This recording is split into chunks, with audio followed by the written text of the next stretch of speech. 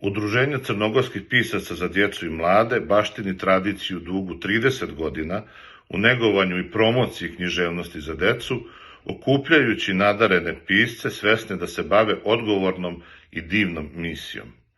Da li je danas biti pisac, a posebno pisac za decu, teško? Čini mi se da jeste, ali ovo je jedan od najplemenitijih poziva odvekada. Vremena se menjaju, ali ne i uloga pisaca za decu. Oni su nezamenljivi borci za rasplamsavanje mašte i kreativnosti kod mališana. Ponosan sam što sam deo tima koji, čini mi se, ima i sluha i privilegiju da uči decu da budu ne samo čitaoci, već i ljudi, te da postičemo empatiju koja nam se negde zaturila u ovim modernim vremenima. Crnogorski pisci, okupljeni u Udruženju crnogorskih pisaca za decu i mlade, već 3 decenije učestvuju u vaspitavanju najmlađih, nudeći im stihove i proze, pesme i priče, postičući ih da kroz bajkovit svet knjige otvore nove vidike gde se istinske vrednosti slave.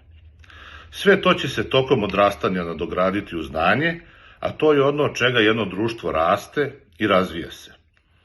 Na temeljima osnivača udruženja, Dušana Đurišića, Milenka Ratkovića, Čeda Vukovića i drugih sjajnih ljudi, neki novi pisci kroz ponovno pokretanje časopisa Osmijeh, njegovu digitalizaciju, uspostavljanjem savjeta za mlade pisce i brojnim druženjima sa đacima pokušat će da prenesu magiju knjige. Jer dobra književnost je svet za sebe i svet po sebi i ne trpi bilo kakve okove i on uvek pobeđuje. Ali ne dobijaju samo deca, već i mi pisci.